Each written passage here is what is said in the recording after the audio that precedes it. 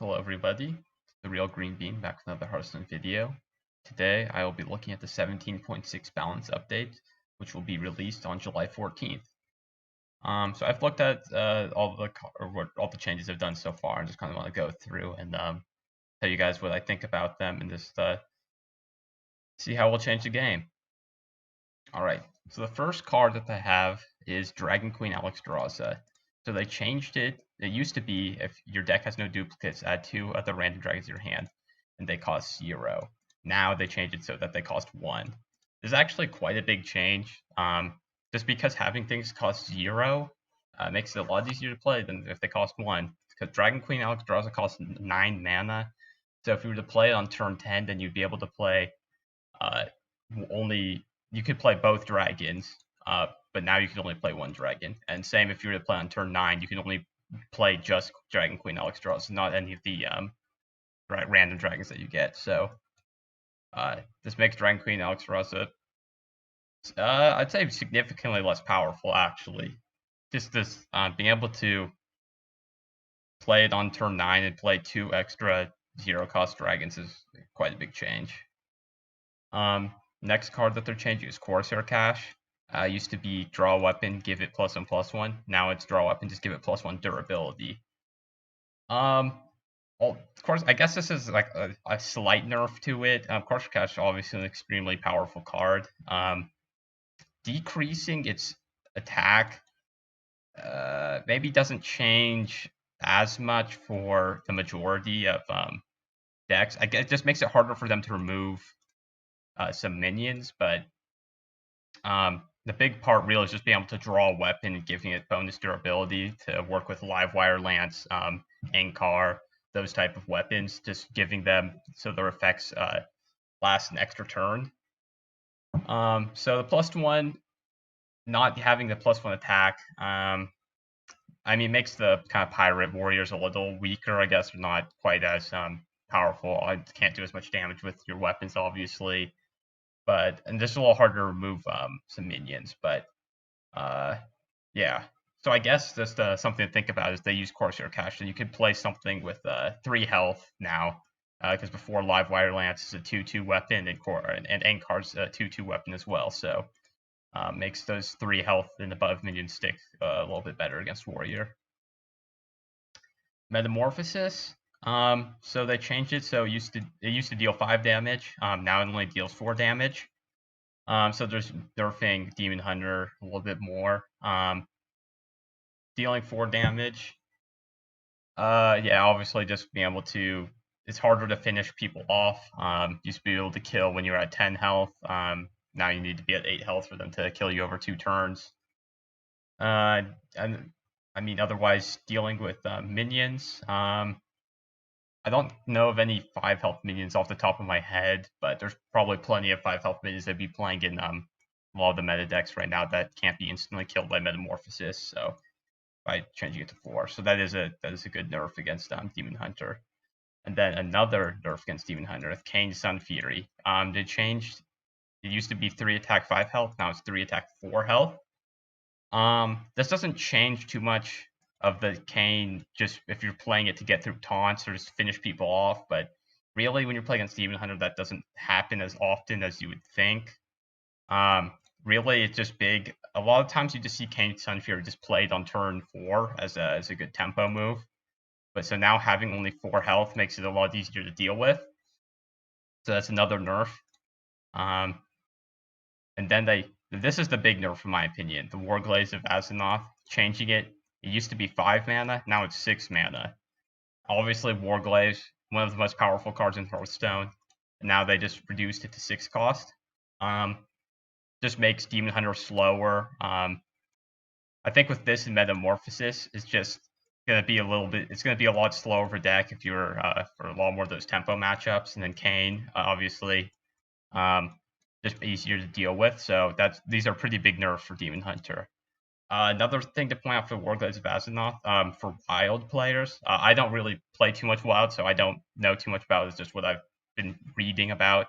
But there's a lot of odd Demon Hunter decks in Wild, and so changing this from 5 cost to 6 cost obviously you can't use any even cards in your odd cost Demon Hunter, so not having War Glaze, that's a big change for those odd Demon Hunter decks, making them significantly worse.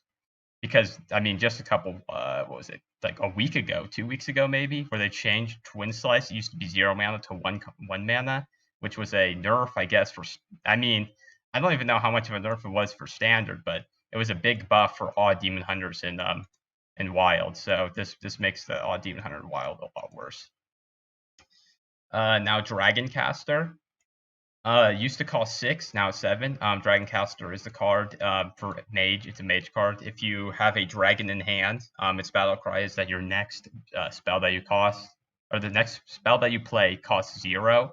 So you could before on turn 6, play Dragon Caster and then play Puzzle Box. So that was a pretty big swing on turn 6. Now it's 7. So that's harder to get out and get Puzzle Box out as early as possible. I saw on the comment on Reddit that someone mentioned that a lot of these decks, if you're trying to get Puzzle Box out as soon as possible, all of them would run the Mana Saber on turn 4, and then attack the following turn when you have 5 mana. Then the Mana Saber would give you 1 more mana, so then you have be up to 6, so you could play Dragon Caster. So that would allow you to get a turn 5 Puzzle Box out, which is pretty powerful. So now that they have it up to 7, you can't do that as efficiently. So that makes that a little worse. I guess just a little less randomness to deal with, at least as early against Mage. Okay, next card, Druid, Fungal Fortunes. Old, used to cost 2 mana, now it's cost 3. Fungal Fortunes is the card that it's draw 3 and discard any minions that you draw. So this is in those Glowfly, Mount Seller, Druid decks. They're extremely popular in the Ashes of Outland meta.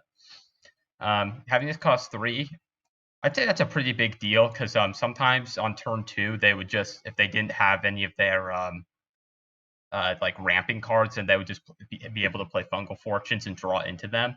So now having cost 3 just makes them a little slower, especially like later in the game.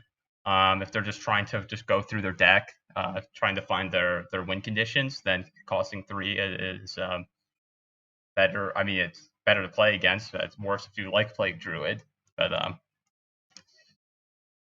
something to think about as well is that on turn 10 they can still use Mount Seller, plus they could use Fungal Fortunes after playing Mount Seller to be able to draw into more cards to play. So doesn't stop any combination with Mount Seller. Obviously, you can't draw Mount Seller off of Fungal Fortunes because it discards minions, but yeah, there's something to think about. Okay, now these final 3 are all just nerfs to the Galakrond Rogue. So these are just the different versions of Galakrond based off if you're invoking. So essentially what they all do is, it used to be the cards drawn off of the Galakrond Battlecry would make them cost 0, and now they cost 1. So that's quite. I think this is a pretty big nerf for Galakrond Rogue, in my opinion.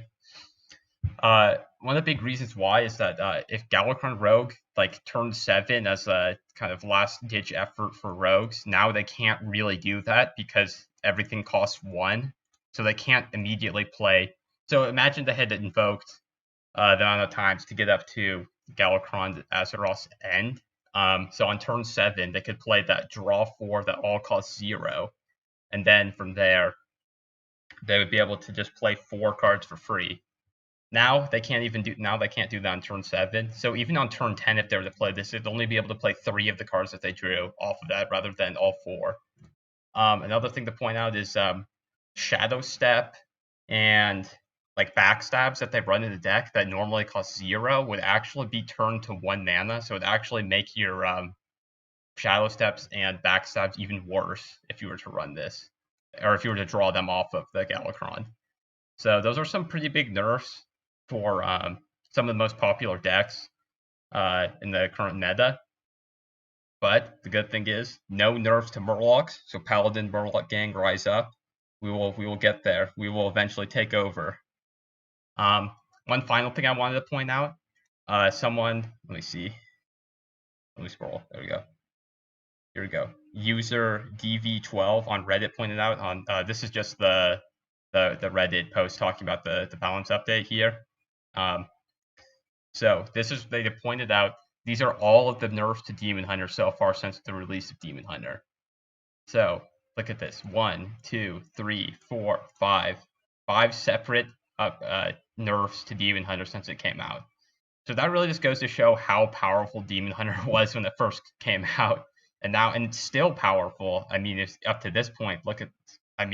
Still one of the most played decks with the highest win rate at this point. So we'll see how this patch actually changes stuff.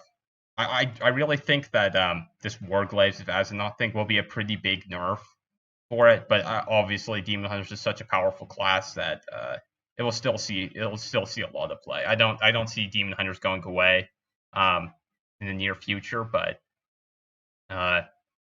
yeah, maybe it'll just be a little less powerful. It seems they're going to be a little slower, so if you're running decks that are able to beat Demon Hunter in the late game, then that's definitely a big help to you. So yeah, all right, that's just my thoughts on this update. If you guys have any questions or comments below, don't be afraid to comment below. Yeah, thanks for watching, guys.